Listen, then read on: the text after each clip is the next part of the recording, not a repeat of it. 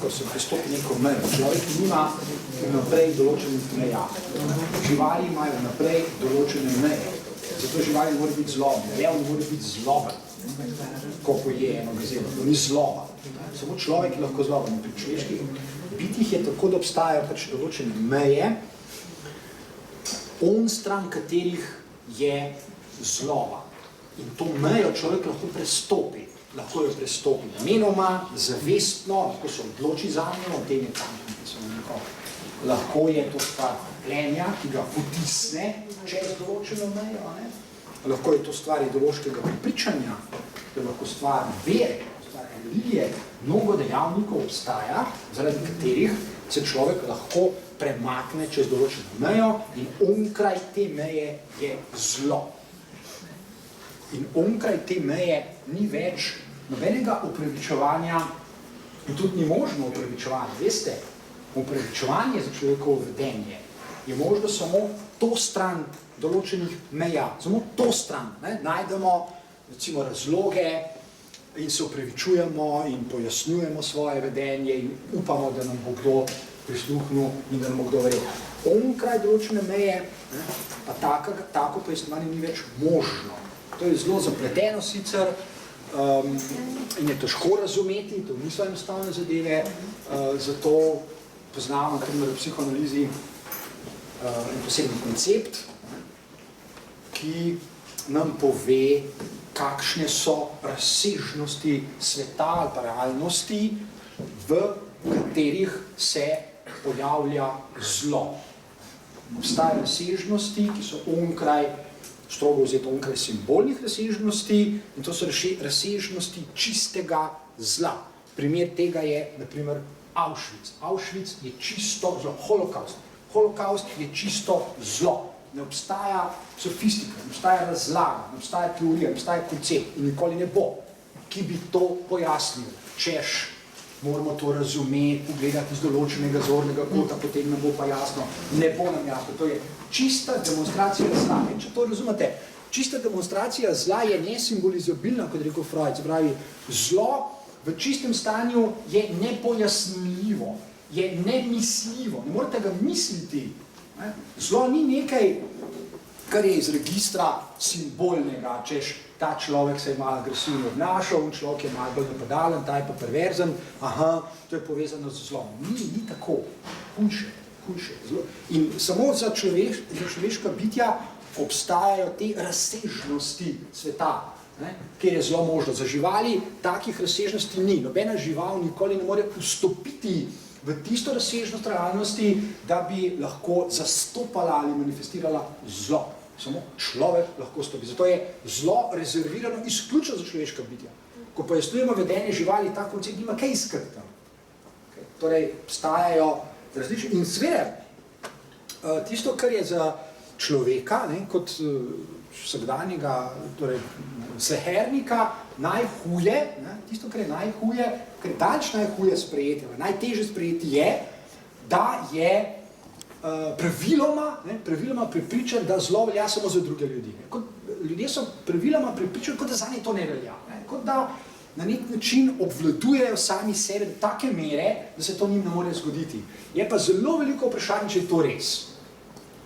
Ni tako zelo preprosto, kot si ljudje predstavljajo. To je zato tudi bilo dolga stoletja, recimo, da ne če tisočletja, ampak gotovo dolga stoletja temeljnih vprašanj, recimo filozofske in teološke misli, zakaj je zlo, odkot zlo, kako je možno, da je zlo.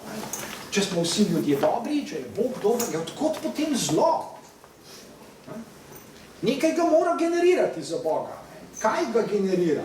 Ali imajo ljudje kaj pri tem? Ja, seveda imajo. In to je tisto, kar je najtežje sprejeti. Ljudje bi veliko raje videli, da je zlo nekaj, kar je neodvisno od njih, kar samo od sebe se zgodi. Pa ni tako.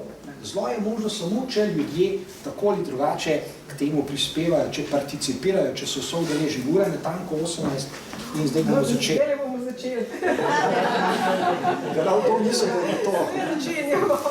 Vas pa lepo prosim, tole poznamo, boste to prijazili. Jaz sem jo že na obzor.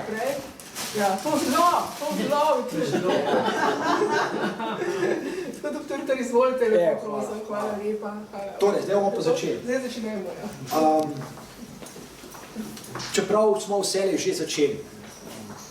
Z razmišljanjem je tako, da smo vselej že začeli, je pa tudi tako, da smo vselej že premalo natančni in da smo prehitri oziroma da prehitro sklepamo in da se prehitro zadovoljimo. Razmišljanje je praksa, ki je morda, ne morda, kar zagotovo najbolj zahtevna praksa, kar se jih človeško biti lahko loti. Razmišljanje terja veliko posameznika, ki hoče razmišljati. In veliko vprašanje je, kdaj so ljudje, kdaj so posamezniki pripravljeni to, kar razmišljanje od njih terja, tudi narediti. Kar pomeni, da vse je, ko razmišljamo, vse je treba nečemu odreči. Vsaj v določeni meri lagodja se je treba odreči. Razmišljanje je naporno delo in veliko vprašanje je, če vsi ljudje to zares razumejo. Če zares razumejo in če so zmožni to tudi sprejeti. Da je razmišljanje zahtevno, dolgotrajno, naporno delo. Pravzaprav je kar garanje. Ok. In naše razmišljanje, govorimo o filozofiji za današnji čas. Filozofija namreč vselej je za današnji čas. Za tisti čas, ki ga pač imenujemo današnji čas. Vselej znova je nek čas, ki ga imenujemo današnji. In za tisti čas je vselej filozofija. Filozofija je zahtevna, filozofija je naporna in ni vsakdo že kar sam od sebe pripravljen ali zmožen za filozofijo. Preprosto ni. Za filozofijo se je vselej treba še potruditi. In potem, ko se človek potrudi, da bi se ukvarjal s filozofijo, se je treba truditi še bolj, ker je filozofija zahtevna. In torej to razmišljanje, filozofija za današnji čas, nas je pripeljalo do zelo kompleksnega koncepta, ki z eno besedo pomeni metapolitike. Zahteven koncept, zelo zahteven.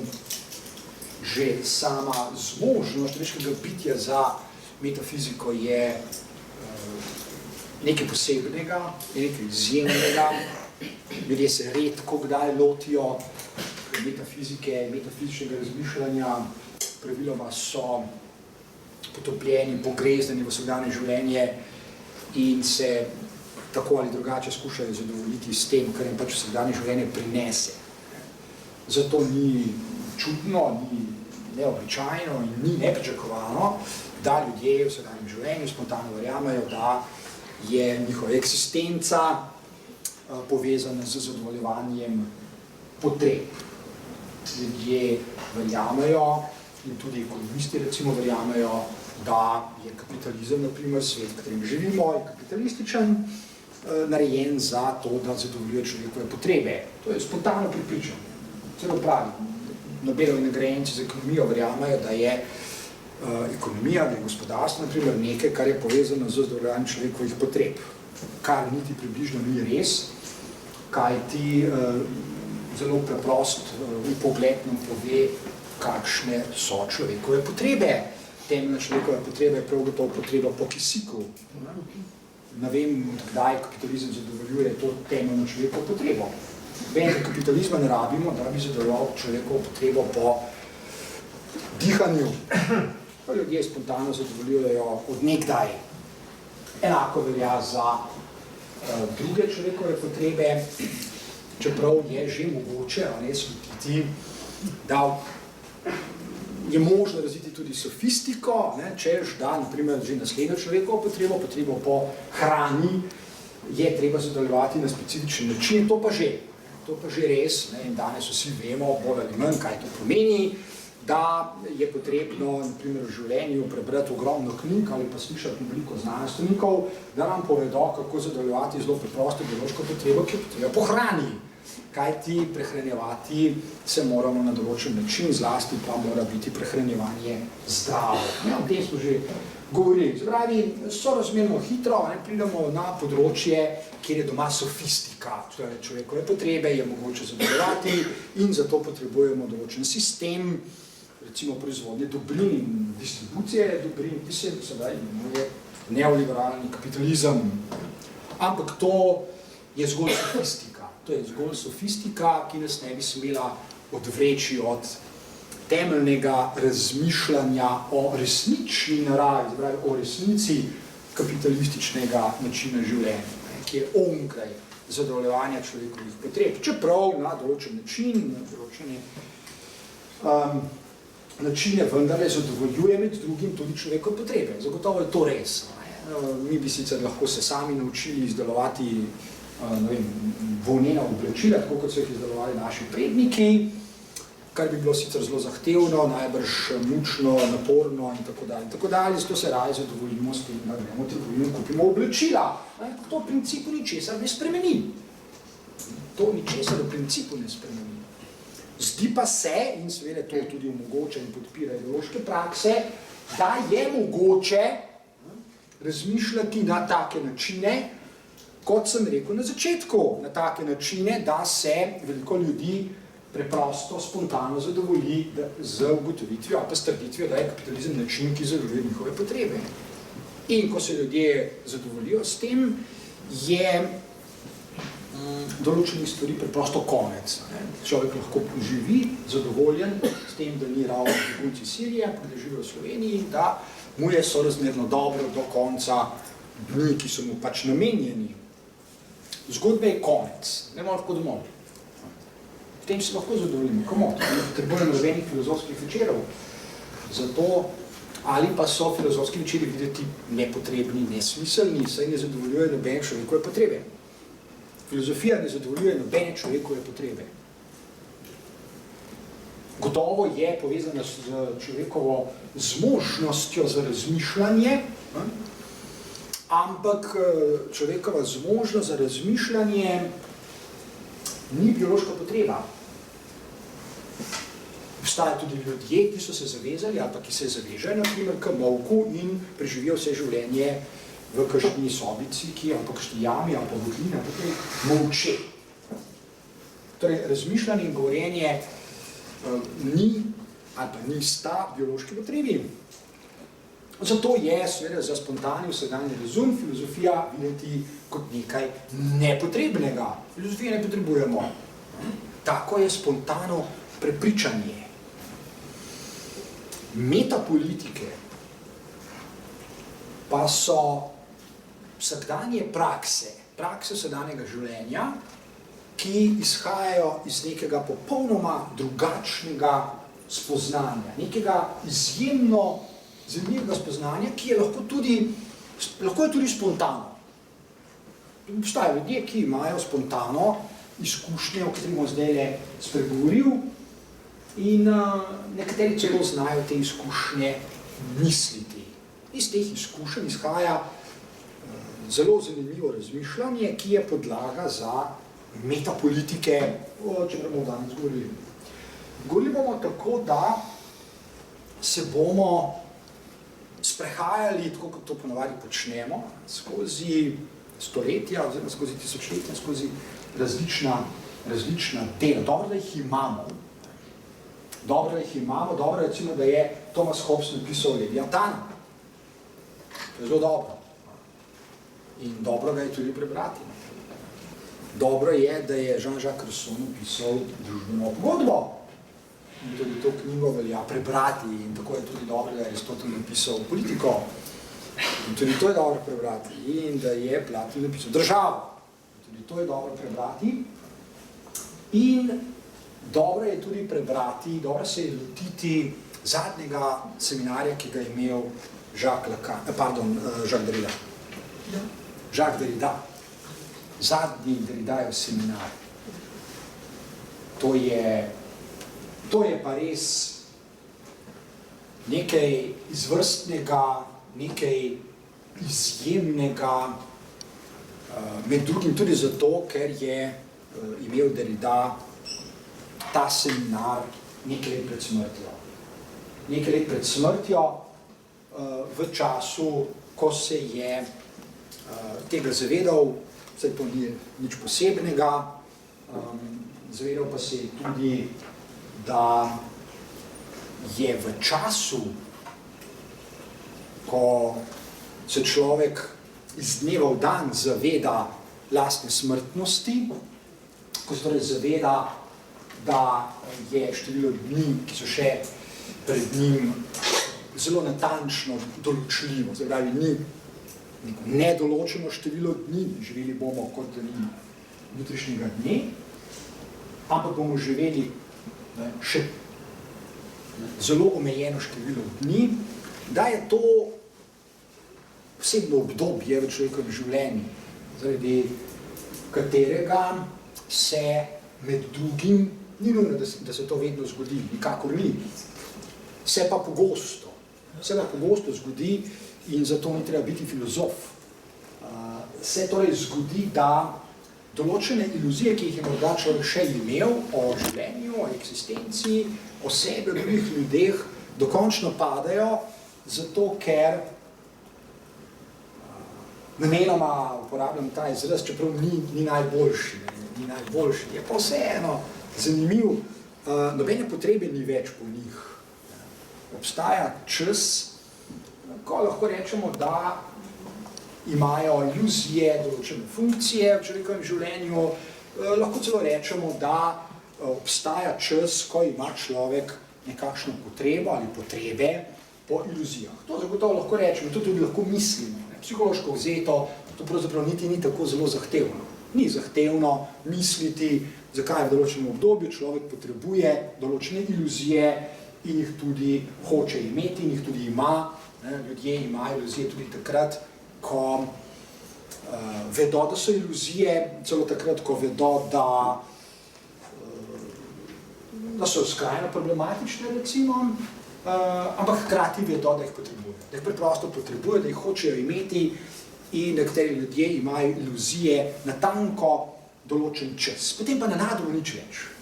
To so zelo zanimive zadeve. Zelo zanimive, zlasti takrat, ko poskuša kdo razmišljati, kaj vse bi naredil, ali pa bi bilo dobro narediti, ali pa bi bilo treba narediti, da ljudje ne bi imeli več iluzij. Obstaja določene razsvetljenske refleksi ljudi, da bi drugim ljudem odvzeli kakšne iluzije, ker so prepričani iz tega ali onega razloga, da iluzije niso dobre, ampak včasih pa so. Včasih preprosto so dobre.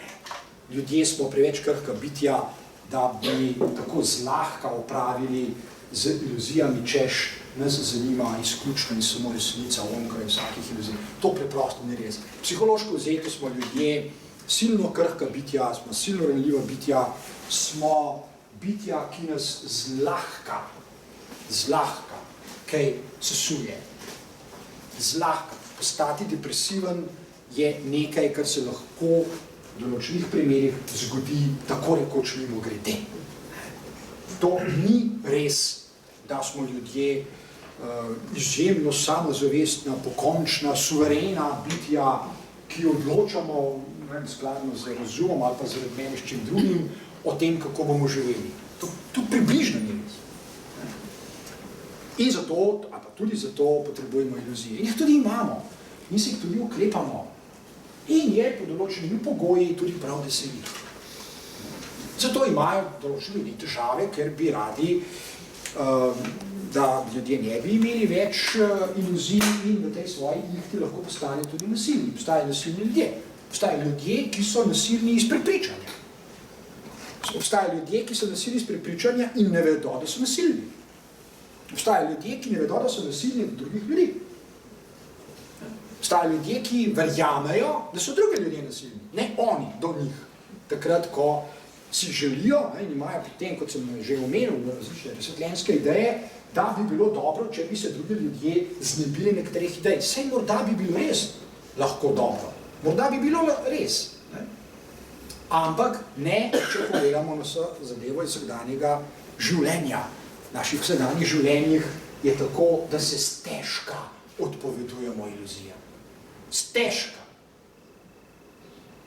Včasih so potrebne terapije, včasih je potrebna analiza, včasih je potrebna dolgoletna, naporna, zahtevna analiza, da se človek odreče kakšni iluziji, celo takrat, ko se jih hoče, ko ima ves interes, da se jim odreče.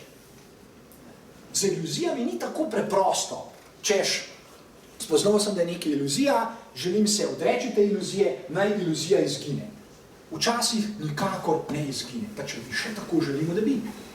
Obstajajo sile, ki so kratko malo močnejše od tega, kar je naša individualna psihična ekonomija ali pa vsakdanja psihologija opisljiva ali pa misljiva za izrazi, kot jaz hočem, jaz želim, jaz bi rad, moja potreba je, moja želja je in to bom tudi naredil. Ni tako preprosto. Mogoče bi bilo fajn, če bi bilo tako preprosto, ampak ni. In to vemo.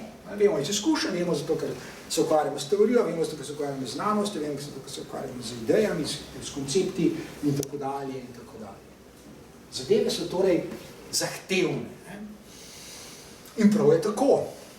In metapolitike se torej naslanjajo, kot sem rekel, oziroma izvirajo iz nekaterih zelo temeljnih, zelo začetnih, če lahko tako rečem, začetnih spoznanj o človekovi naravi oziroma o tem, kar je povezano z človekovim spontanim odnosom do samega sebe oziroma do sveta. Vsi zelo dobro veste, zelo dobro poznate, ste že slišali, velikokrat ste že slišali za veliki ideal, enega od velikih idealov posameznikov, in to je spoznaj samega sebe. To že v gimnazijah se uči deca pri filozofiji, da so stari nekoč prišli do tega modrega spoznanja, da bi bilo zelo dobro, če človek v svojem življenju, v svoji eksistenci, v tem času, ki ima pač na voljo, spozna samega sebe. Fajn! Kako? Kako se pa to naredi? Oziroma, kako si pa lahko prepričan? Kdaj si lahko prepričan? Pod katerimi pogoji si lahko prepričan, da si res poznal samega sebe? Kako si res lahko prepričan, da ni to zgolj še ena iluzija? Zadeve se takoj zapletejo, kot je videti. Takoj postanejo kompleksne in tudi so. Ne glede na to, kaj si mi mislimo o tem. V svetu, v katerem živimo zdaj, na primer, je takih preprostih modrosti, kakor hočete. Danes se zdi, na zdravje, danes se zdi, da je vsakdanje življenje prepredeno z modrostmi. To, kar je bilo včasih rezervirano za modrece, ali za filozofe, ali za kakšne druge ljudi, je danes del vsakdanjega življenja. In to je zanimivo. Meni se zdi to zelo zanimivo. Kajti modrosti, do katerih so v zgodovini prihajali ljudje desetletja. Potrebno bo ne vem koliko meditacij in življenja v samoti in prebiranja knjig in pogovarjanja in tako dalje, da je človek res prišel do kakšne modrosti, se danes ljudem ponuja na pladnju. Sprejmite jih in jih živite. To preprosto ne gre skupaj. Za modrost je vselej treba veliko časa. Človek, ki si ni vzel veliko časa, ne more priti do modrosti. Tudi če mu jih kdo ponuja, ne ve, kaj ne z njimi počne. Ker jih ne razume, ker jih ne more razumeti. Rečite nekomu, rečite sami sebi. Spoznaj samega sebe. Ok, kdaj začnemo? Jutri zjutraj. Naprimer. Prav, in kaj je prvi korak? Ups, pojma nimamo. Torej, potreben je čas. In danes se zdi, da ljudje na nek čuden način prehitevajo sami sebe, ker se zdi, in to tudi sprejemajo, da je življenje instantno, da je danes mogoče, da je tudi prav, da je tudi v redu, nekaj narediti ali pa do nečesa priti ali pa nekaj reči ali pa o nečem razmisliti instantno. To pomeni v trenutku, hipoma, takoj. In ker ne gre, ker ne more iti, ker je v naravi teh stvari, to, da potrebujejo veliko časa, je zelo malo treba, da postanejo ljudje ali vznemirjeni, ali anksiozni, napeti, ali so pod stresom, ali postanejo depresivni, nekateri postanejo pa nasilni, naprimer. Postanejo nasilni. Kot sem že prej rekel, ne da bi vedeli, ne da bi hoteli biti nasilni, ne da bi imeli kakšno idejo, da so nasilni. Obstaja objektivno nasilje. Obstaja nasilje, ki je nasilje, pa če mi mislimo, da je, ali pa če mislimo, da ga ni. Obstaja objektivno nasilje, tako kot obstaja gravitacija. Čisto vseeno je, kaj si mi mislimo o gravitaciji, čisto vseeno je, a poznamo Newtonove zakone, jih ne poznamo. Gravitacija objektivno deluje in pika. Enako je z objektivnim nasiljem. Zato ni dobro, če smo preveč naivni in mislimo, da ni tako. Ali pa si rečemo, da nas to ne zanima, ali pa da smo do tega brezbrižni. Objektivno nasilje je nekaj, kar nas lahko na dolge proge uniči. Lahko uniči posameznika, lahko uniči občestvo, lahko uniči celotno človeštvo. Mi živimo v svetu, v katerem je možno resno razmišljati o tem, da objektivno nasilje lahko uniči človeštvo. In ne vem, kako se vam zdi to, kar bom zdaj povedal, zame je to eden najbolj v oči bijočih simptomov sodobnega sveta, o katerem ne razmišlja tako rekoč nihče. To, kar bom zdaj povedal, je zares osupljivo. To, kar bom zdaj povedal, je objektivno osupljivo. Tudi, če se ljudje na to požvižgajo, je še vedno objektivno osupljivo. To je zanimivo. Zakaj gre?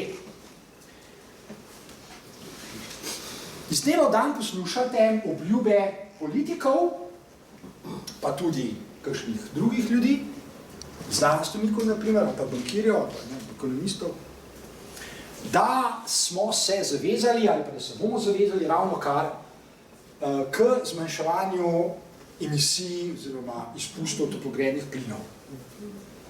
Cel svet se je pred kratkim zavezal k temu.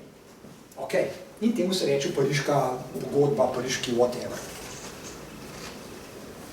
Nisem pa še slišal, da bi se kdo zavezal k nečemu, kar je logično pred tem, pred emisijami toplogrednih plinov je, a veste kaj? Poraba. Ja, to, da vlečemo fosilna goriva iz zemlje.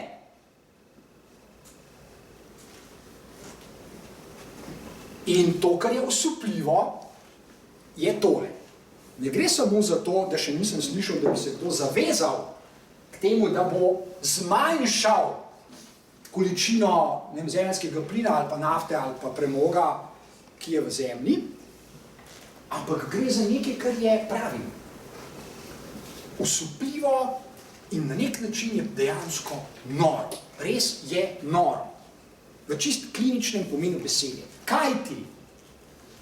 Če vlečete fosilna goriva iz zemlje, jih gotovo ne vlečete zato, da jih boste doma shranili v shrambo. Ampak jih vlečete zato, da jih boste pokurali. Po definiciji jih vlečete. Tudi če mislite, da jih ne, ali pa tudi če trdite, da jih ne, jih. Torej, količina načrpane nafte nenehno narašča.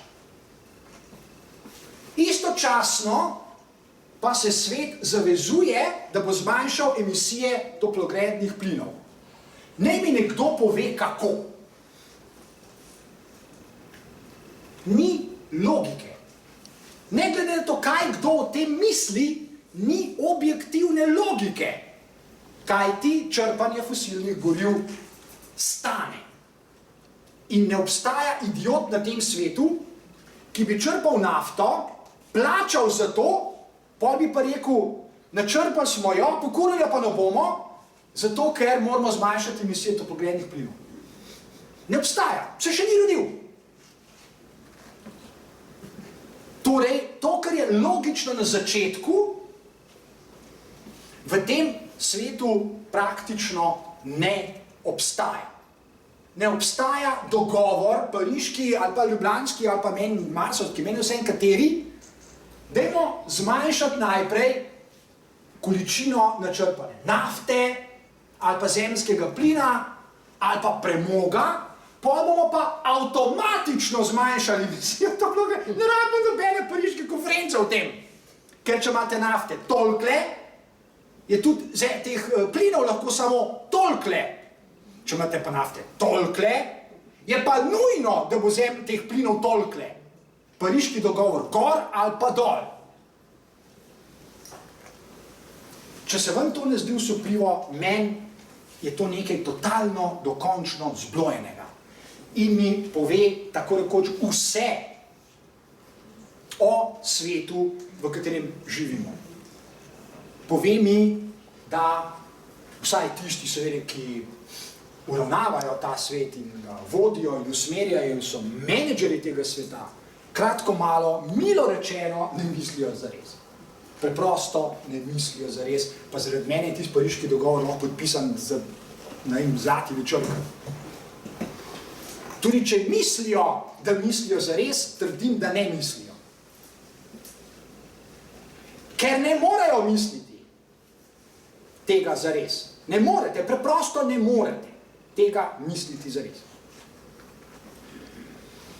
Kar je, recimo, eno objektivno dejstvo.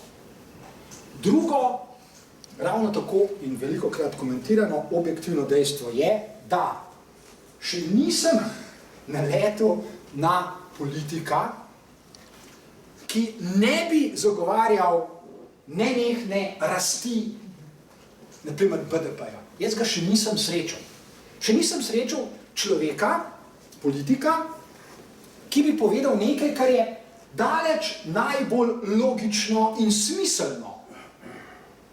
Kajti, če hočete zmanjšati emisije toplogrednih plinov, morate zmanjšati porabo fosilnih goriv.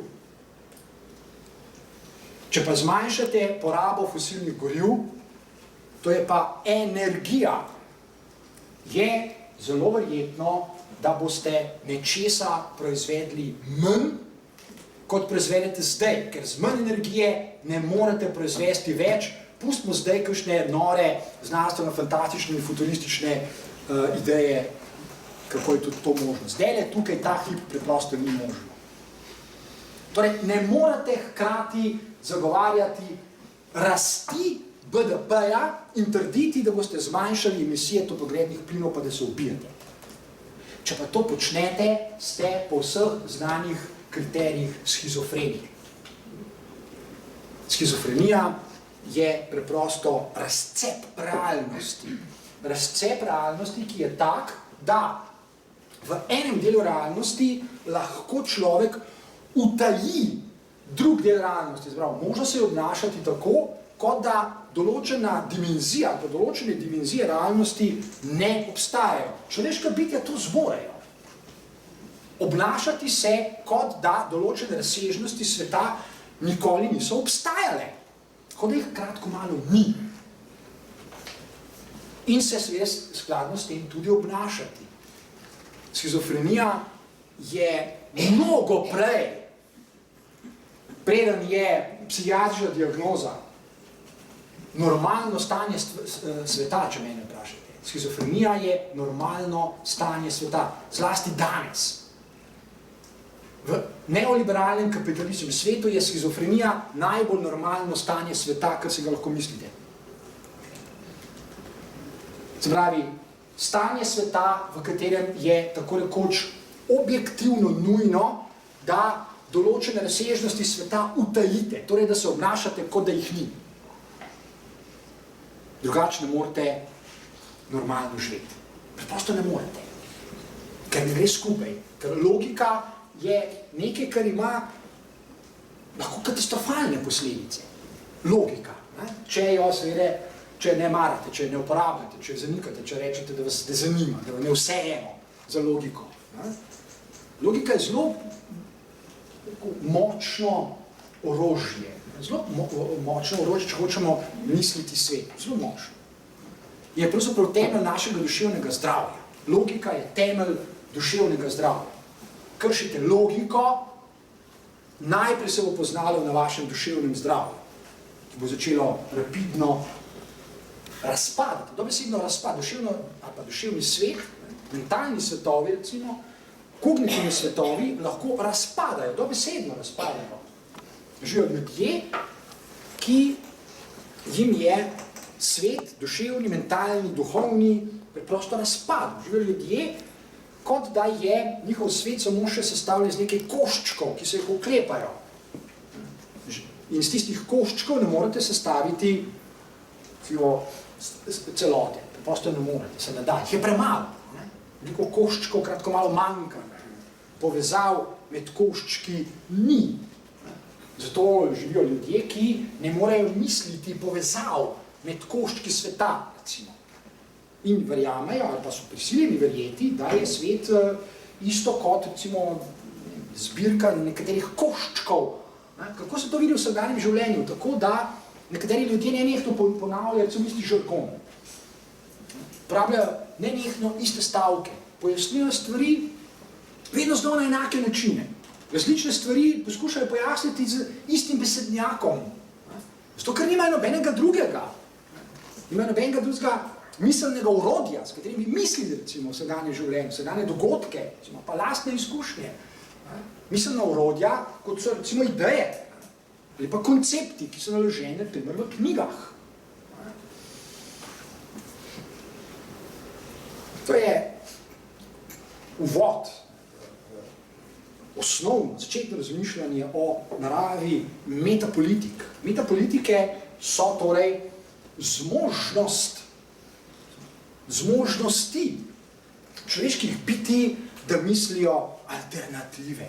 Tega je danes v tem svetu izjemno malo, ker ljudje spontano pristajajo, da je kapitalizem tisti način življenja, ki je preprosto daleč najboljši, najbolj produktiven, najbolj zaželen in ga je treba ohraniti in tako dalje in tako dalje. Zelo malo krat boste naleteli na razmišljanje, med ekonomisti pa sploh ne, da je ekonomija, gospodarstvo, če hočete, ne samo to, kar spontano sprejemamo, se pravi okvir, znotraj katerega živimo, in smo bolj ali manj veseli, da ga pač imamo, ampak je še nekaj drugega, o čemer pravim, v glavnem boste slišali nečesar, ekonomija je episteme, ekonomija je spoznavna praksa, ekonomija je način razumevanja realnosti. In zares je, to je še eno tako objektivno, osupljivo dejstvo, da je toliko veliko ljudi, ki epistemološko vzeto znajo misliti, primer kapitalizem, na en sam način, o katerem proizvajajo nenehno enake stavke. Ne da bi se znašli, ne da bi poskrbeli za to, da bi se znašli v položaju, v katerem bi lahko ugotovili, da se episteme po definiciji spreminja, da so v zgodovini ljudje proizvedli x načinov, kako je mogoče misliti realnost. Da ne obstaja ena sama episteme, da ne obstaja ena sama spoznavna praksa, ki je domnevno pravilna. Ampak da jih je pravzaprav načelno, kakor hočete. Da je metapolitično vzeto, metapolitično, veliko bolj normalno pričakovati, da bodo ljudje mislili alternative, kot pa to, kar se dogaja. Dogaja pa se, da prevladuje en sam način razmišljanja, torej kapitalističnega razmišljanja, oziroma ekonomističnega razmišljanja. En sam prevladuje. Kar je ravno narobe svet je to. Veliko bolj logično bi bilo pričakovati, da bodo ljudje mislili alternative. Pa jih ne. To je še ena razsežnost sodobne skizofrenije. Skizofrenija je, da človek ne more misliti alternative, oziroma da jo razglaša za norost ali pa za nekaj, kar je nemogoče. Danes se alternative, recimo komunizem, tako rekoč vnaprej razglasi za nekaj nemogočega. Zato je, to je še eno zelo zanimivo dejstvo, zelo zanimivo, in to je treba zdaj spremljati, zelo zanimivo dejstvo je, da ima v Ameriki trenutno Ben Sanders tak status, kot ga ima, da ima tako veliko privržencev, pri čemer se zelo odprto in zelo jasno razglaša za socialista, ker to tudi je. To je osupljivo dejstvo. To je še bolj osupljivo dejstvo, da ima Amerika črnskega predsednika. V Ameriki se razglašati za socialista in imeti toliko glasov, kot jih ima Sanders, to je osupljivo. Prav gotovo. In seveda bo zanimivo videti, kako bo to do novembra. Medtem ko v tej državi, ki je bila še nekaj let nazaj, ni važno zdaj, kako bi to imenovali, da ne bo takoj to predmet spora, ampak dejstvo je, da smo še nekaj let nazaj, ko smo bili najstniki, na primer, na veliko brali Marksa, da je bilo to pričakovano in da je bilo to, pustimo zdaj detajle, da smo morali v šoli se naučiti in samo upravljanje s temeljnim leksizmom in tako naprej, govorimo o branju Marksa, to je nekaj drugega. Da je bilo še nekaj let nazaj, samo po sebi umevno, saj meni je bilo, da berete Marksa, ki je bil filozof, da ga berete kot najstnik, to je zame še eno osupljivo dejstvo. Da nismo imeli nobenih posebnih zadržkov do tega. Da je Marksov Kapital, jaz se spomnim, ko smo šli študirati, da je Marksov Kapital eno temeljnih del za razumevanje sodobnega sveta, recimo gospodarstva, ekonomiji, politik in tako dalje. Danes, pravi nekaj let pozneje, je to tako rekoč sramota, medtem ko samo toliko manjka, da bo v Ameriki postal predsednik nekdo, ki pravi, da je socialist. To je več kot zanimivo. Če mene vprašate, kaj se dogaja, to je seveda naslednje vprašanje, tukaj, ne v Ameriki. Kaj se dogaja tukaj, da je tako rekoč človek obsojen na grmado, če samo reče, mogoče bi pa vsaj poskusili misliti kakšne socialistične ali pa komunistične ideje. In vas že polijajo z gnojnico. Z vidika metapolitik, še enkrat govorimo, danes se ukvarjamo z metapolitikami. Kaj so metapolitike še enkrat? Metapolitike so prakse, so idejne prakse, so prakse, ki izvirajo iz razmišljanja o naravi sveta, v katerem živimo. Gre za razmišljanje o naravi sveta, ne gre za pristajanje na klišeje, ki jih pač slišimo in rečemo, moje mnenje je, ne vem, tako in jaz pri njem ustrajam. To je z razmišljanjem ni nobene zveze. Razmišljanje je po definiciji vezano na prakse, ki jih imenujemo metapolitike, zbravi povezano z vprašanjem, mene pa zanima, kaj se dogaja s svetom, v katerem živim. Mene zanima, zato bom razmišljal o tem svetu, ne sprejel to, kar mi povejo drugi, kar slišim prek medijev. No in s tem začetnim razmislekom o naravi metapolitik je povezano to, o čemer sem nakratko že spregovoril, ko sem rekel, da je eno najbolj, vsaj zame, eno najbolj dragocenih čtiv ta čas, v času, v katerem zdaj živimo, eno najbolj dragocenih čtiv so zadnji seminarji, ki jih je imel Jacques Derrida. Zadnji seminar, predzadnji seminar se začne v šolskem letu 2001-2002, jesen, pozno jeseni, se začne seminar, kot veste, je Derrida dolga leta, desetletja. Vsako leto v Ameriki na ameriških univerzah imel svoje seminarje in še en zanimiv, več kot zanimiv podatek je, da je njegovih seminarjev za več kot 14,000 strani popisanih oziroma natipkanih, več kot 14,000 strani branja. Strinjali se boste z mano, kot sem že prej tudi nekajkrat nakazal, da je za to potrebno kar precej časa. Zato, da preberete 14,000 strani Derridajevih seminarjev, rabite veliko časa. In prav je tako. In ti seminarji so res dobri. Za vsakogar, ki resno misli ne samo s filozofijo, ki se resno misli ukvarjati s filozofijo, za vsakogar, ki misli ali pa želi resno razmišljati v svetu, v katerem živi. To bi pa itak moral vsakdo. Izjemno dragoceno branje. Osnovna ideja, če lahko tako rečem, lahko to tvegam, ker se Derrida najbrž s tem ne bi strinjal. Pa kljub temu pač nekaj treba reči. Ali pa ena od idej, s katero ki se loti Derrida jeseni leta 2001, je ideja, ki jo lahko povežemo z kakšno izkušnjo, celo vsakdanjo izkušnjo človeškega bitja. Obstaja vsakdanja izkušnja, ko se človek približa neki ideji.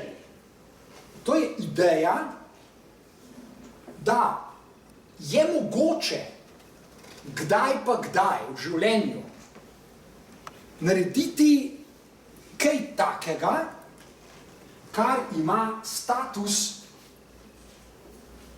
suverenega dejanja, kot ga imenuje Derrida. Derrida govori o suverenem dejanju.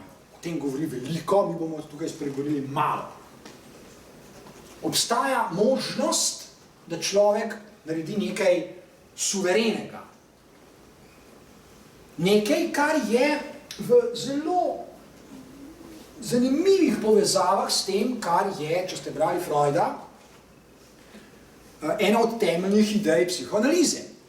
Namreč, da človeški ego, človekov jaz, ni gospodar svoje hiši.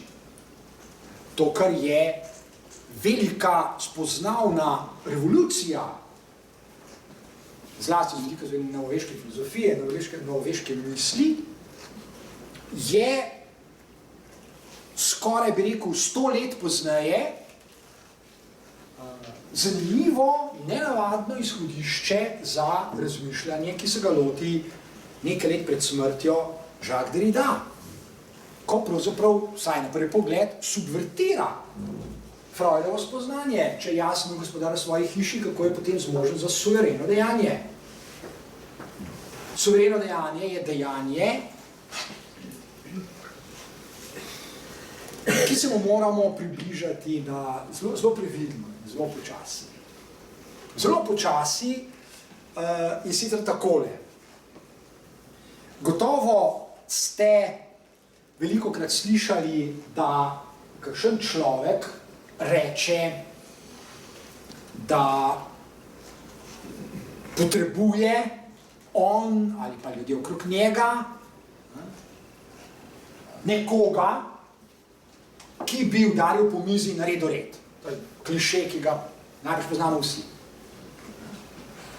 Včasih se komu res zdi, da je pravi trenutek, da pride nekdo ali pa da se javi nekdo, ki bi naredil suvereno dejanje. Pravi, ki ne bi nikogar spraševal, ki bi dal v oklepaj demokracijo in bi rekel, ali pa še prej bi udaril po mizi, recimo, in bi rekel, tako bo, kot jaz pravim. Gotovo so izkušnje, ko se ljudje približajo temu načinu razmišljanja in se jim lahko tudi zdi, da je na tem nekaj vrednega, da je vredno o taki ideji razmišljati. Hkrati je taka ideja povezana s svojevrstnim strahom. Svojevrstnim strahom ljudje se spontano bojijo suverenih dejanj. Spontano se jih bojijo iz več razlogov. Eden je ta, da smo danes tako navajeni, da vsakdo lahko sodeluje, nekaj pove, ali pa da je tako rekoč zapovedano timsko delo in vsak lahko kaj prispeva k reševanju problemov in tako dalje, da se nam lahko zdi celo tako suvereno dejanje kot škandal. Nekaj, kar je znamenje regresa v neke prejšnje avtoritarne, totalitarne čase in tako naprej. Ampak to samo zato, ker ljudje ne ločijo. Ne ločijo suverenega dejanja od diktature,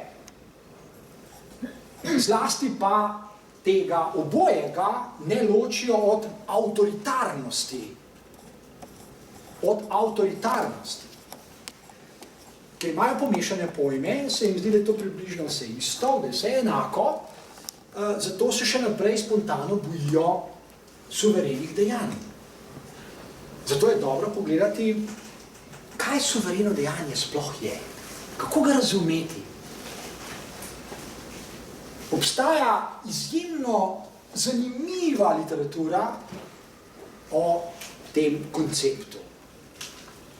Ena od izvrstnih razprav na to temo je trenutno na moji mizi in jo študiram. Nastala je v zelo, zelo vznemirljivem času, in sicer leta 1921. Leta 1921,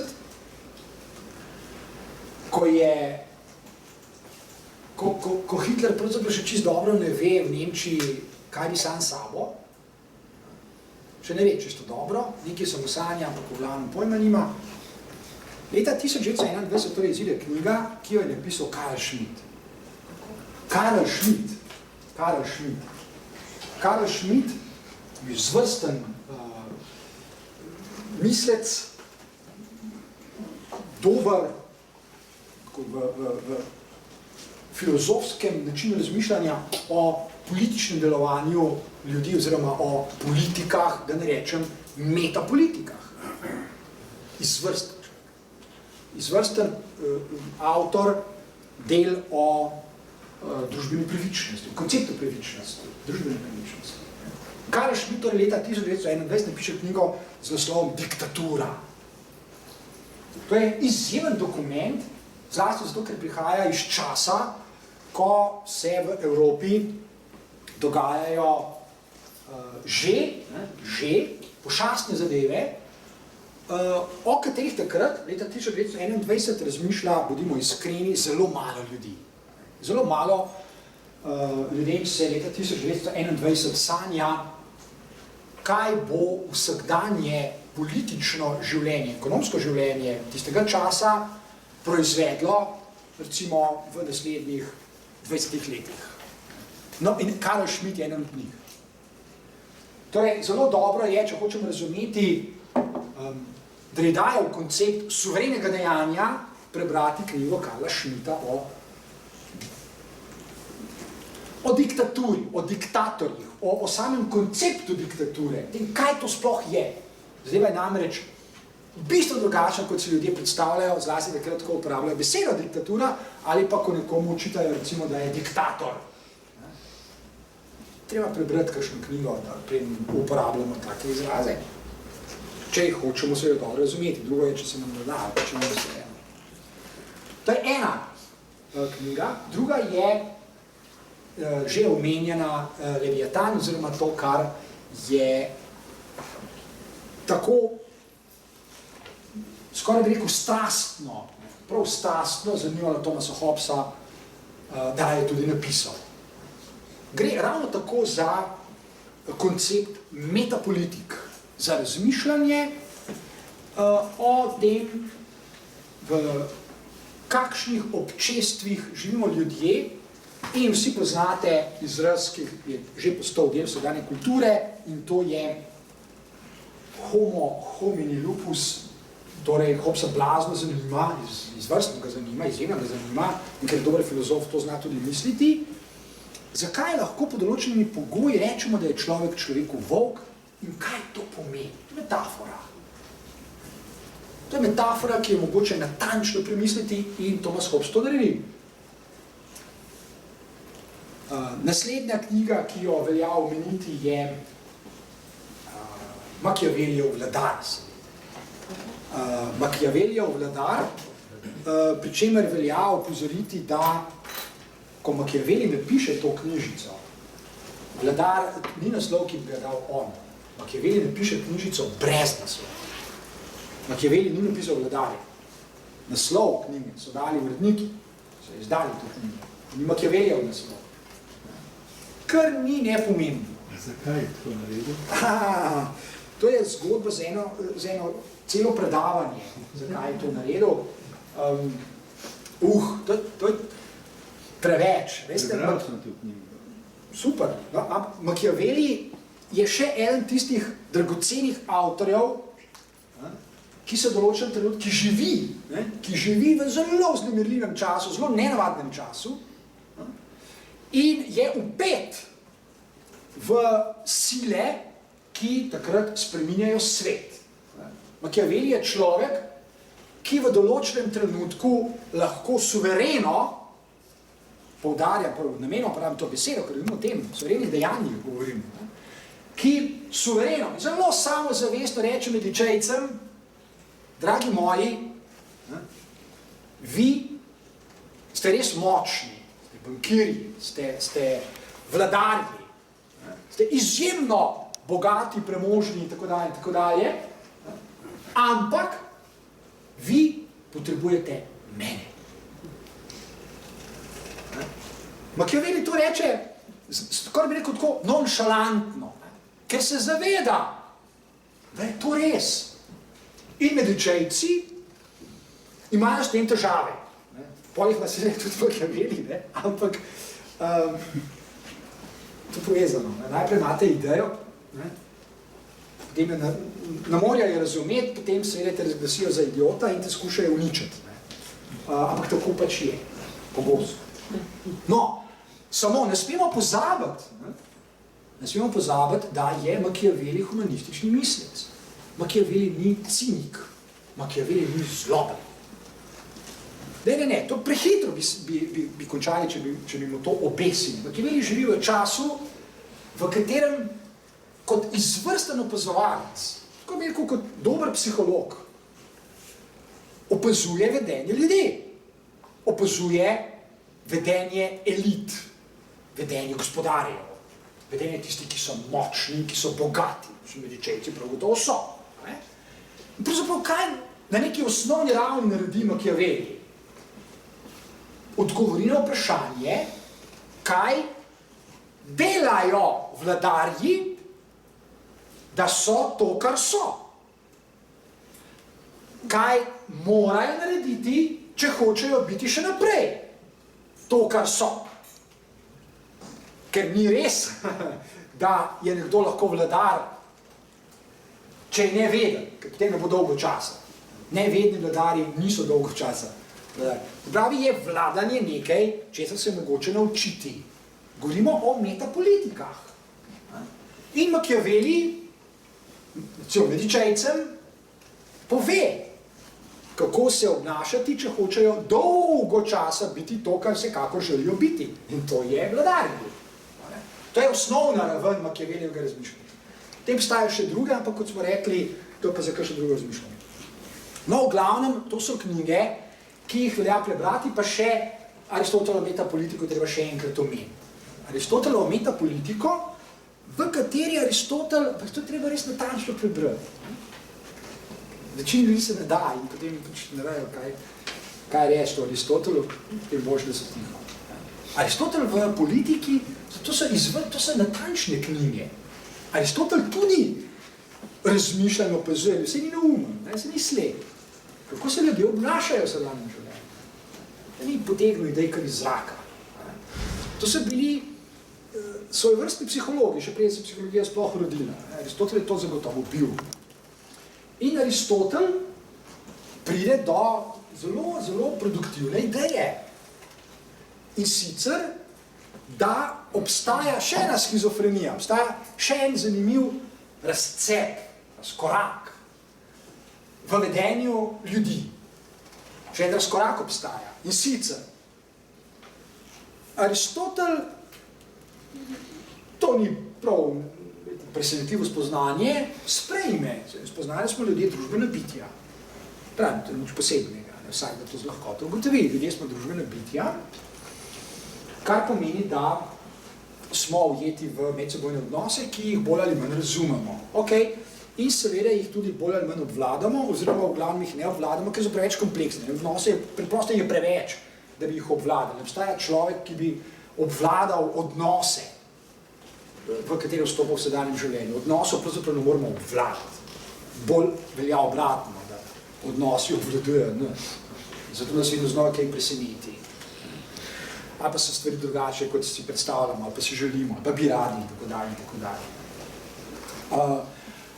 Ampak Aristotel bolj pomembno, je še nekaj drugega. Namreč, smo ljudje tudi politična bitja.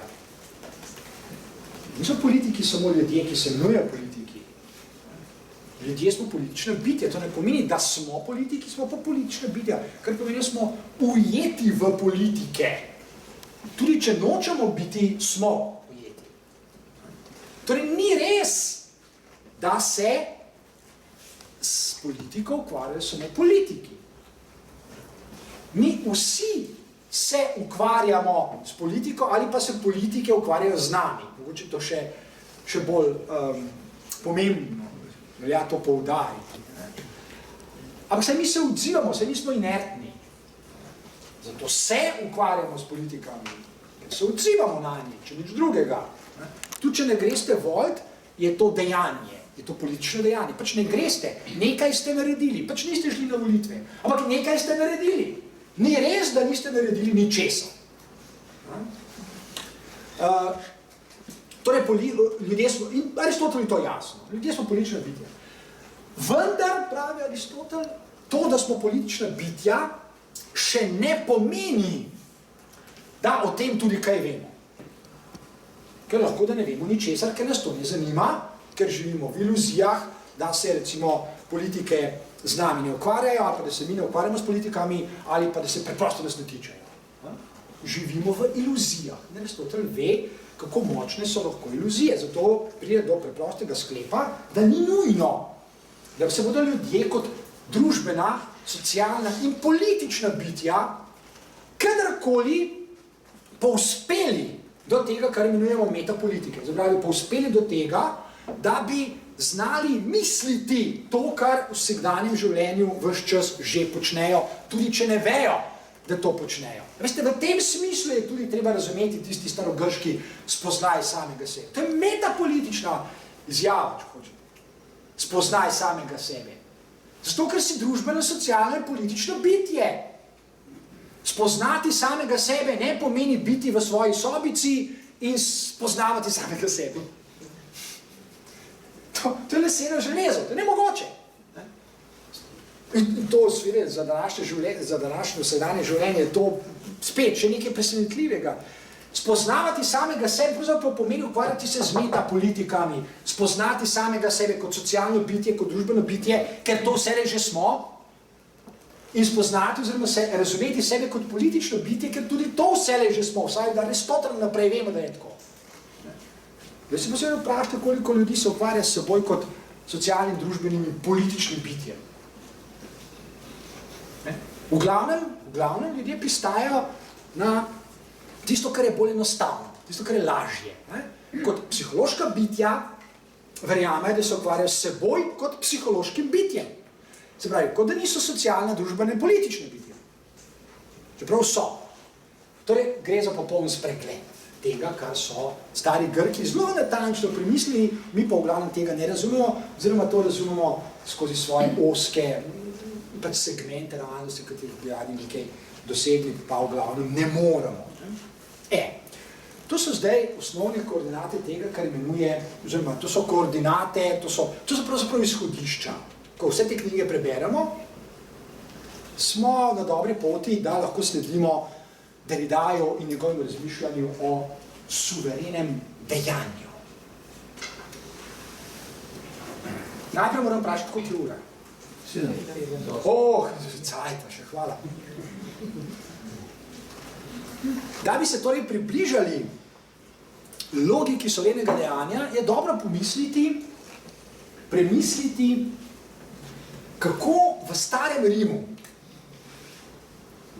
ljudje takrat razumejo besedo diktat, diktator, diktatura. Zelo dobro razumeli, ker stari Rimljani so pred 2000 letjema govorili, to ni izraz od včeraj. Kot se nam lahko spontano zdi, češ, ne vem, Tito je bil diktator, ali pa Stalin je bil tudi diktator, ali pa Mussolini, kar je sicer res. Pravzaprav strogo vzeto sploh to ni res. To niso bili diktatorji. To preprosto ni res, ker smo pomešali pojme. Bo tako jasno, kdo je diktator v starem Rimu. To je izjemno dobro imeti pred seboj. Diktator je človek, ki ga na pobudo senata, pazite, to je čista demokracija, ki ga na pobudo senata imenuje konzul. Človek, ki dobi status, to je družbeno priznani status, celo več, videli boste, da je to družbeno zaželeni status. Diktator je imenovan za dobo 6 mesecev. Ne moreš biti diktator, kar je za življenje. Torej odpade Tito pa Stalin, bo so bili diktator. Ne, to so bili nekaj drugega. Niso bili. Se pravi, v starem Rimu so natančno določili, kdo je diktator, pod kakšnimi pogoji je lahko diktator, kdaj sme biti diktator. Ne? Niti slučajno ni kar prepuščeno, da dela kar če. Diktator. Daleč od tega. Ravno nasprotno je res. Diktator ravno ne sme delati vsega, kar bi hotel. Ker je dobil simbolni mandat za 6 mesecev. Bil je imenovan. Diktator je človek, ki ima izjemno odgovorno nalogo, ki jo mora izpeljati na način, o katerem pravzaprav vemo tako rekoč nič. Zato, ker teh stvari ne poznamo. Čeprav sem prej rekel, da obstajajo izkušnje, ki nas pripeljajo še kar daleč, ne preveč, ampak še kar daleč v tej smeri, da bi razumeli diktaturo. Zapravi, naj nekdo udari po mizi. To spontano čutimo. Spontano imamo v določenem trenutku vsega dovolj, se reče, tole nikamor ne pelje. Tole nikamor ne pelje, naj nekdo že enkrat naredi red. Ne vemo pa, kaj pomeni biti diktator. Se pravi, kako so stari Rimljani prišli sploh do tega simbolnega poslanstva? Zakaj so vedeli, da ga potrebujejo? To ni izmišljotina, to ni nebuloza.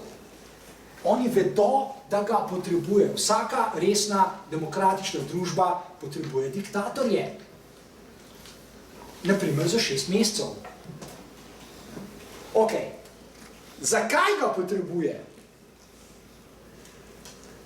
2 razloga bomo navedli, 2, samo 2. So še drugi, ampak ta 2 sta dobra, sta pomembna za enkrat. Prvič, če bi bilo življenje družbenih, socialnih, političnih bitij, kar ljudje smo, tako enostavno bi zadoščalo, da posamezniki v vsakdanjem življenju sledijo pravilom, zakonom, recimo ustavi, ki veljajo v določenem občestvu. In eden od velikih idealov občestvenega življenja je prav gotovo ta. Zato boste gotovo tudi daj slišali ljudi modrovati, recimo kakšne politike na način, ki je sicer sprt z logiko, ampak vseeno ga ponujajo in zdi se, da je še kar privlačen. če bi se vsak posameznik držal pravil igre in tako naprej, potem bi bilo na tem svetu bistveno boljše. Ne bi bilo. Ker pač preprosto ni tako preprosto. Ni tako preprosto. Tako podobno, kot ljudje ne obvladujemo medsebojnih odnosov. Čeprav si jih želimo obvladovati. V našem interesu je pravzaprav, da jih obvladujemo. Ljudje si želimo biti, vsaj praviloma je tako, ljudje si želimo biti prijazni drug do drugega, ljudje si želimo biti dobri. Prej smo se pogovarjali o zlu. Malo ljudi je, ki so zli, ali pa ki celo želijo biti zli, ali pa perverzni. Teh je malo, ti so zanemrljivi, ti sploh ni vredno omenjati. Večinoma ljudje želijo biti dobri, pa je vendar na svetu toliko zla. Ne mi reči, da toliko zla povzroči peščica posameznikov. No way, ni šans, ne more. Pa vendar zlo je.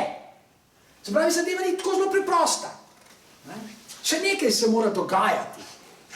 Torej, prvi razlog je, in stari Rimljani to vedo, ni dovolj, da se posamezniki držijo zakona, pa če so ti zakoni še tako dobro napisani, ne vem kakšni še. To je premalo, je v redu, je fajn, gotovo je, da je koristno in je uporabno in prav je, da so državljani, da so obogljivi in da se držijo zakonov, je pa premalo. Ok. In drugi razlog, metapolitični. Se pravi, če poskušate razmišljati metapolitično, se pravi, poskušate zavzeti določeno distanco do vsakdanjega sveta, vsakdanjega življenja, lastnega življenja, gledate iz distance. Si rečete, ok, dajmo pogledamo na vsakdanje življenje z razdalje. Mirno, skulirano, počasi, umirjeno, da ne bomo prehitro stresali okrog sebe predsotkov, pa neumnih sklepov, pa nekaj takega. Recimo, ljudje so pripravljeni, so zmožni tudi za kaj takega. Mirno, trezno premislimo, kaj se dogaja in mogoče bomo prišli do kakšnega dobrega sklepa. Ok. Metapolitika nam pove, ko to naredimo, ali pa ko to naredi veliko ljudi, da je zadeva majčken zapletena. Namreč ne morete priti do enoznačnih odgovorov na vprašanja, kaj, naprimer, narediti ali pa kakšne vizije imeti, da bo jutrišnji dan res lepši, kot je danes, ker se ga vsi želimo, recimo. Ne morete priti do enoznačnih odgovorov. Pridete do zelo nenavadnih odgovorov, pridete do paradoksov, pridete do apori, pridete do odgovore, ki vodi recimo absurdne, ki imajo absurdne posledice. Že na začetku sem jih nekaj omenil. Sej mi z lahkoto sprejmemo, da so verjetno skoraj vsi, ali pa morda celo vsi svetovni politiki resnično mislili, ko so rajali v Parizu in se držali za roke in se objemali in peli na planicah, kaj že, in podpisovali pariški dogovor. Jaz sem pripravljen verjeti, da so bili vsi takrat iskreno prepričani, da so naredili nekaj krasnega, dobrega, čudovitega, pametnega, koristnega, uporabnega, modrega in tako dalje. Jaz sem prepričan v to, jaz sem pripravljen to verjeti. Jaz sem kot psiholog pripravljen verjeti, da so bili vsi tam dobronamerni, da so to prijazni ljudje, dobri družinski očetje, krasne matere, bratje, sestre, bla, bla, bla, bla, bla. Jaz sem pripravljen to verjeti. Jaz sem nobenega pametnega razloga, da bi rekel, da so tam zlobni ljudje, da so politiki pokvarjeni in kaj takega. Nima. Jaz imam v resnici več razlogov, da so to ljudje kot vi in jaz in da so v povprečju še kar normalni. Pa vendar se držijo za roke in rajajo, ko podpisujejo nekaj totalno norega. Torej, je križ tudi iz tega drugega zornega kota in stari Rimljani to vedo. Vedo, da smo ljudje ujeti v shizofrenijo. Ne, da so eni nori, večina pa ne, ampak da smo vsi ujeti v schizofrenije, se pravi v kontradikcije, v protislovja. Da so kontradikcije upisane, da so inherentne realnosti kot taki. Da niso posamezniki kontradiktorni, ampak da je svet kontradiktorni, da je poln protislovi, da ga nujno lahko mislite na različne načine, ki se med seboj izključujejo in ne morete reči, da so eni pravilni, eni so pa napačni. Tak je svet. Zato, to sta dva razloga, stari Rimljani pravijo, fajn, v vsakdanjem življenju, če se bomo držali zakonov, saj bo še kar šlo, za silo bo šlo. Ampak, zelo hitro pa se lahko zgodi to, kar so pa pred starimi Rimljani pogruntali stari Grki. Stari Grki so pa pogruntali, da je svet še malo bolj zapleten, kot mislijo Rimljani, oziroma kot bodo kasneje mislili Rimljani, kajti ne spet zaradi tega, ker bi bili posamezniki zlobni ali pokvarjeni, ampak ravno nasprotno, ker so posamezniki razumna bitja. Velikanska večina ljudi je razumnih. Ok, mogoče celo vsi.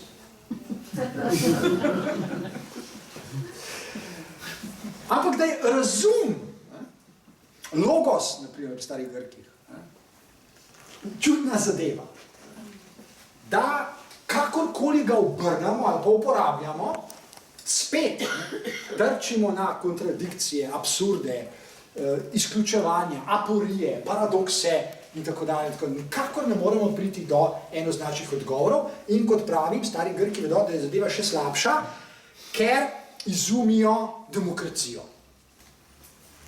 In vedo, da je demokracija preprosto nujna. Kaj pomeni, da je demokracija nujna? Ni pomembno, ali jo vi zapišete v ustavo ali ne. Stari Rimljani bi rekli, ja, prav je, da je zapisana, v redu, fajn, to je čisto v redu, ne?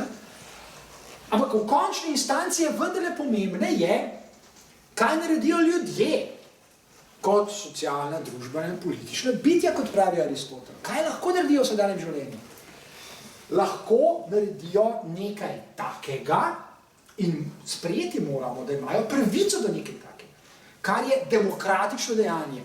Demokratično dejanje v stari Grčiji je pa že zelo blizu temu, kar imenuje Derrida suvereno dejanje. Demokratično dejanje pri starih Grkih je tisto dejanje, ko posameznik, in ima vso pravico, da to naredi, enostavno vzame besedo, si vzame besedo in nagovori, recimo, druge ljudi na popolnoma nov način. Ali pa jim predlaga nekaj popolnoma novega. Oziroma se samim svojim demokratičnim delovanjem upira vsaki možni oblasti. Se pravi, stari Grki vedo, da bo vselej vsaj en posameznik, ki bo ne zloben in pokvarjen in ne vem kaj že prevezen, ki bo demokratičen in bo svojim demokratičnim delovanjem blokiral obstoj občestva in ga resno ogrozil. Obstajajo demokratični posamezniki. Zelo težko boste rekli, da Spartak ni bil tak človek. Je bil suženj, ki se je, mislim, da se je z lahkoto strinjamo, nekega dne kratko malo uprl. In on je imel silno vojsko. Če spremljate, on je imel 100,000 ljudi. A si sploh lahko predstavljate, da je en suženj za sabo potegnil, naprimer, armado 100,000 ljudi in zelo resno ogrozil takrat najmočnejšo vojsko na svetu, pa rimske legije. To so zelo zanimive zadeve, empirične, to je bilo res, to ni zdaj spet nekaj izmišljenega. Ne? In stari Grki to vejo. Torej, vedno znova se bo kaj takega zgodilo, kar lahko na demokratičen način, še enkrat poudarjam, resno ogrozi obstoj občestva. Ali si kdo tega želi?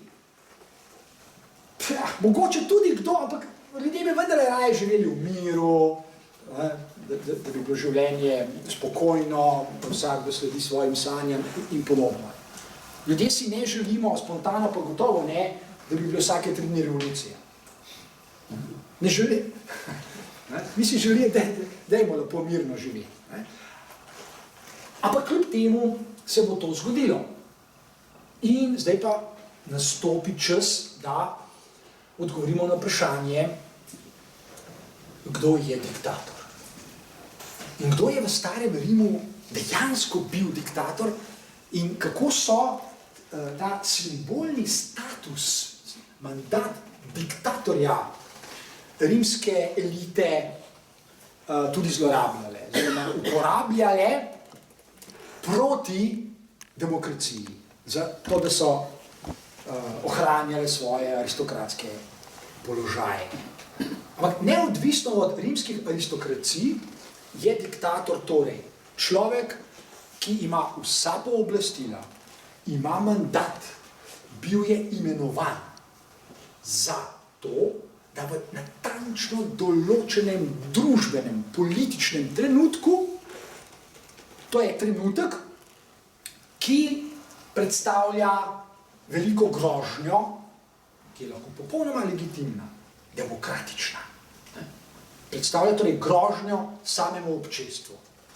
V tem trenutku je diktator človek, ki je onkraj vsakega zakona.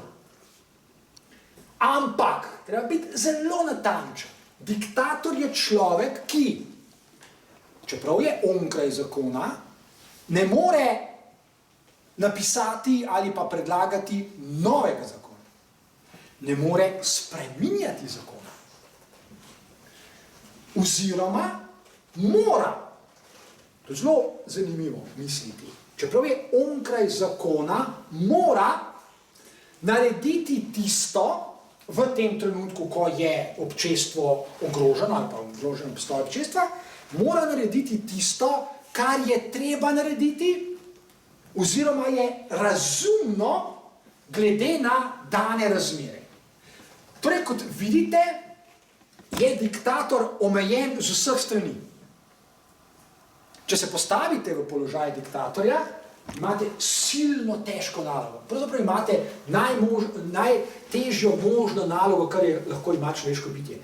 Kaj storiti v takem trenutku? Ste onkraj zakona, noben zakon vas ne omejuje. Naredite morate pa vse to, kar smo rekli. Kaj naredite? Kako sploh mislite takrat?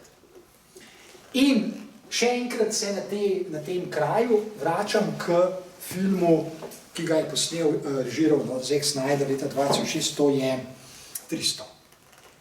Še enkrat je treba premisliti, ker vse to, kar sem zdaj povedal, pravzaprav, vidimo v filmu 300, ki je sicer iz špartanskih časov, ampak to ni tako izključujoče. Ni tako izključujoče. V tem filmu namreč veste, da se Leonidasu zastavi natanko vprašanje, ki ga ima pred seboj tudi vsak diktator.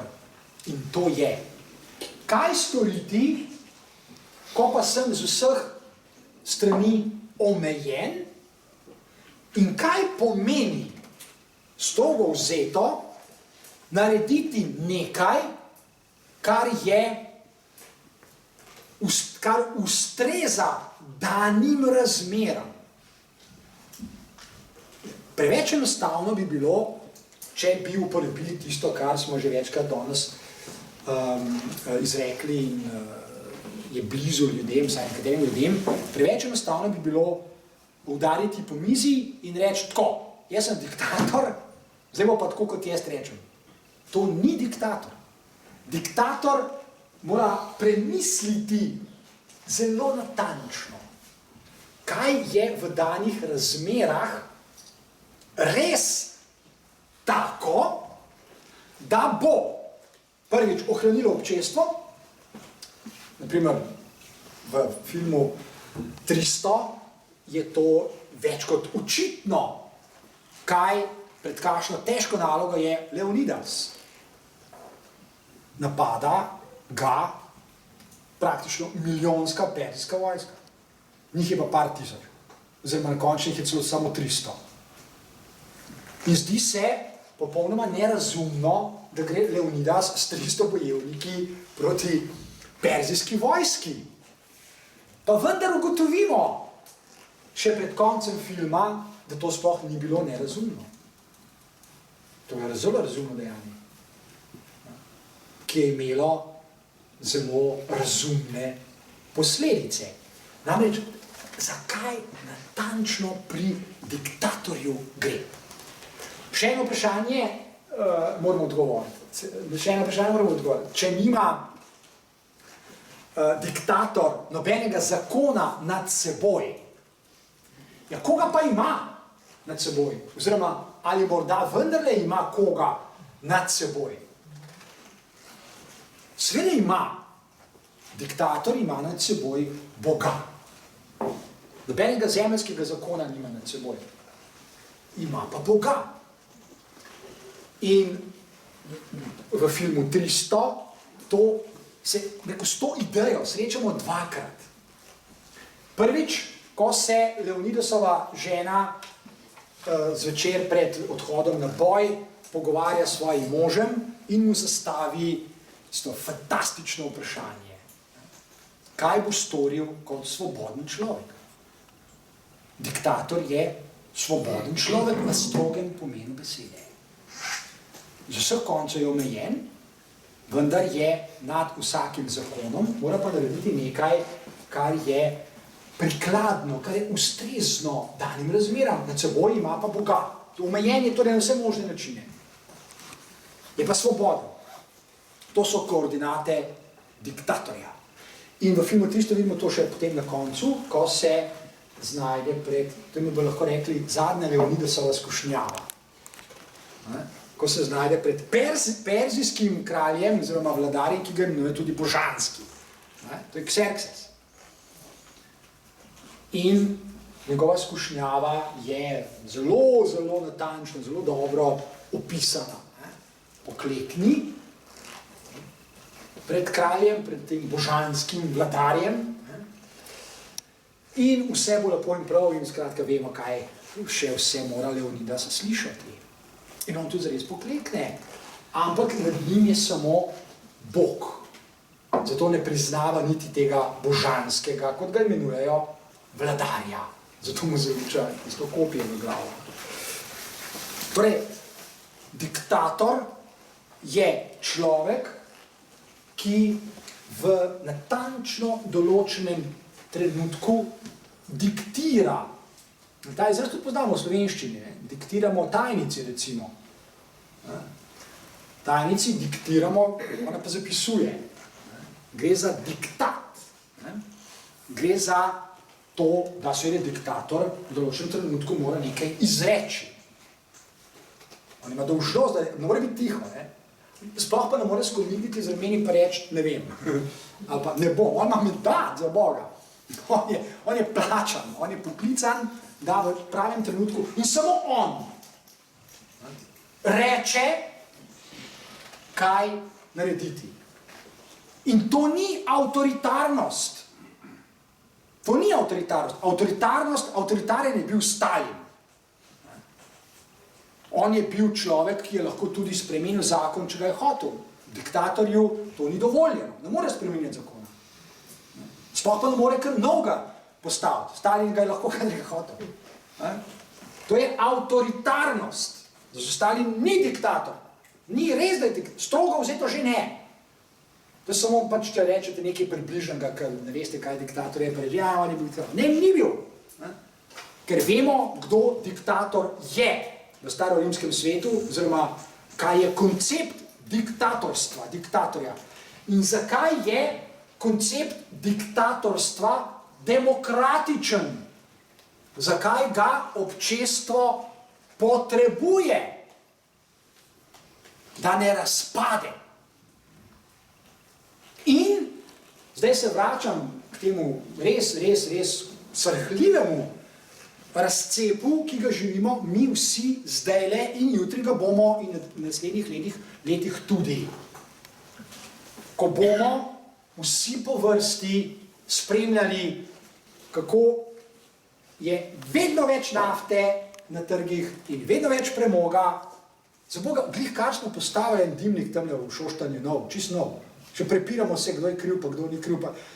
Zakaj smo ga postavili? Zagotovo ga nismo zato, da ga bomo jutro podrli. Če smo ga že postavili, smo ga postavili zato, da bo naslednjih 100 let pač kuril premog. In ga bomo kurili. Ok, in enako bo z zemeljskim plinom. In hkrati bomo zatrjevali, da smo za zmanjšanje toplogrednih plinov. Jaz ne verjamem, da je mogoče dokazati, da je v zgodovini človeštva že kakšno občestvo živelo večjo norost od te. Verjamem, da je živelo podobno norost, ampak večjo norosti si jaz skoraj ne morem predstavljati. Da uničuješ pogoje lastne eksistence in delaš načrte, kako bo tvoja eksistenca vse boljša. Jaz si večje norosti ne moram predstavljati. Zdaj pa sigurno že 7:30 ura. Je, ne? Ja. Ok, torej, dragi moji, toliko skizofrenije za danes. Lepo se najte.